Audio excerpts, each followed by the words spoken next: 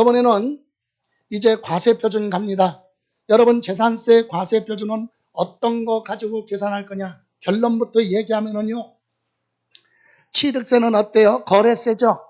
취득세는 거래세잖아요. 그러니까 당사자가 신고하거나 매매로 취득했느냐, 상속이냐, 증여냐에 따라 올해 개정됐다고 그랬죠. 예? 매매로 취득하면 취득세 뭘 냈어요? 사실상 취득가격. 그죠? 친인척 간에 부당거래를 하면 시가 인정액으로 갑니다. 증여받아서 부동산 취득했으면 시가 인정액. 근데 시가 표준의 1억 이하 부동산을 증여받았을 때는 뭘로 한다? 시가 인정액과 뭐 하나? 시가 표준의 둘 중에 하나 선택하는 걸로 돼 있다 그랬어요. 그리고 상속받은 재산은 볼 것도 없이 그냥 뭘로? 기준가격, 시가 표준액. 그래서 취득세 과세 표준은 세 가지죠. 사실상 취득가격, 시가 인정액, 하나는 국가가 정해놓은 가격, 시가 표준액, 요 세 가지. 그죠? 그런데 재산세는 딱 하나야. 뭐? 국가가 정해놓은 가격, 시가 표준액. 그거 가지고 계산해요. 여러분, 이 부동산은 20년 전부터 있었단 말이에요. 이 상가 건물은. 소유자는 매년 바뀔 수도 있고 바뀌지 않을 수도 있지만 이 부동산은 그대로 있죠. 그러면 이건 매년 국가가 정해놓은 기준가격 있죠. 물가가 오르면 올라가고 그죠? 이렇게 해서 기준가격 가지고 누가 계산한다? 시장, 군수, 구청장이 세금을 계산해요. 그래서 재산세 과세표준은 개인이나 법인이나 뭐하다? 똑같다.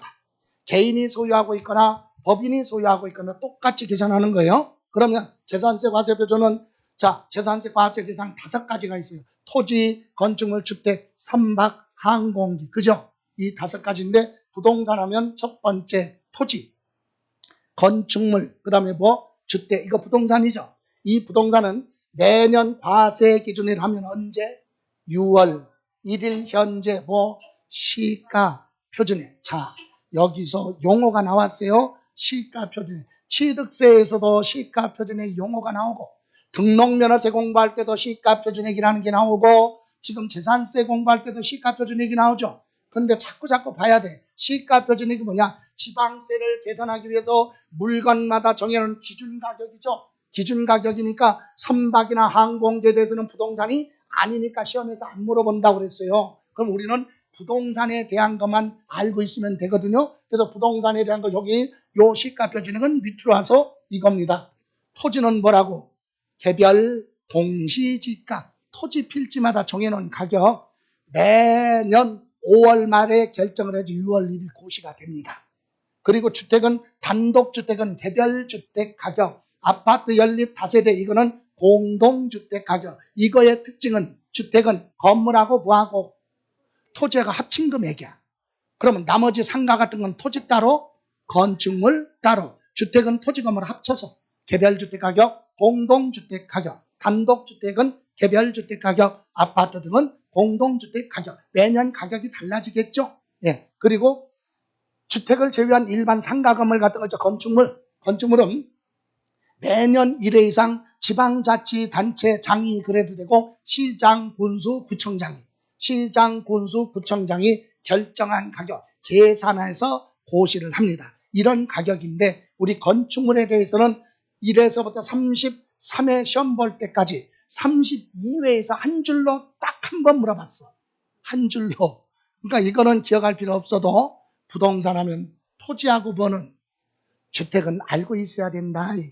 토지는 개별 공시지가, 토지 필지마다 정해놓은 기준 가격. 예. 그리고 여러분 땅 가지고 있는 사람들은요, 공시지가 확인원을 안 떼보고 인터넷 들어가서 열람하면 되잖아요. 국토교통부. 그죠? 예. 들어가서 토지 가격 열람해보면 여러분 땅 전체 면적, 지목이 뭐, 대지면 대지, 전체 면적 100평이다 그러면 331제곱미터. 그래 놓고 331제곱미터 전체 금액이 아니라 1제곱미터당 뭐 100만 원이다, 200만 원 이렇게 나와 있단 말이죠. 1제곱미터당 얼마 이렇게 돼 있어요. 그럼 면적 전체 면적으로 곱하면 되는 거지. 그게 토지예보다 개별 공시지가. 됐어요? 자, 이런 시가 표준액이니까 이 가격이 낮은 거죠. 이 금액이 높아지면 재산세 부담이 그만큼 커지죠. 그런데 우리 보유세 우리 세법은요, 정권에 따라 틀려요. 예? 정권이 바뀔 때마다 세금을 많이 보관하느냐 적게 보느냐 이거의 차이점인데 지금 정부에서는 뭐라고 했느냐 이 시가 표준액을 옛날 수준으로 2000년대 2020년 수준으로 내리겠다고 그랬어요. 너무 많이 올라갔으니까. 지금 부동산 가격도 뭐했으니까 떨어졌으니까 이것도 떨어져야 되겠죠. 가격이 오르면 이것도 올라야 되니까. 그래서 지금은 조금 이제 올해 같은 경우는 재산세 부담이 좀 줄어들 거예요. 어쨌든 좋아요. 여기에다가 공정 시장 가액 비율을 곱해요. 공정 뭐라고요? 시장 가액 비율. 이건 뭐냐? 요 금액이 너무 많이 올라갔어.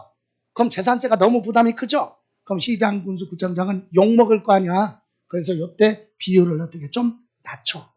조절을 하겠다 이거죠. 근데 재산세를 많이 거두려고 했더니 이 가격이 안 올랐네? 그럼 이 비율을 어떻게 높이면 되겠죠? 그럼 과세 표준이 커지겠죠? 그럼 세금 많이 들어오죠? 이렇게 조정한다. 그래서 이걸 뭐라고 하느냐? 부동산 시장 가격 동향 등을 감안을 해서 정해놓는 비율이에요. 그래서 우리가 암기할 건 아니지만 매년 이건 달라질 수 있다. 그럼 작년 아직 올해 건 결정 안 됐으니까 작년 거 2002년도 기준했을 때 토지 건축물은 70%고 주택은 몇 프로? 60%로 되어 있었다. 작년. 근데 올해는 약간 변동이 있을 수 있다. 좋아요. 이거 암기하는 거 아니에요? 이런 비율을 뭐라고 한다? 공정시장 가액 비율. 만약에 토지의 개별 공시지가, 요 개별 공시지가가 1억이야. 근데 만약에 올해 70%다. 그럼 여기에 몇 프로? 70%. 그럼 얼마야? 7천만 원. 이게 과세 표준이란 얘기죠. 이해가세요? 그래서 요 비율 가지고 조정할 수도 있다. 이렇게 해서 과세 표준이 나온다 이 얘기예요. 그런데 3박하고 번은 항공기는 부동산이 아니니까 투기에 이용되지 않죠. 그래서 비율이 시가 표준액이 실거래 가격의 30% 정도밖에 안 돼요. 여러분 아파트는 시가 표준액이 실거래 가격의 수도권은 60% 70% 수준으로 올려놨어요. 그런데 자동차나 선박 항공기 있죠.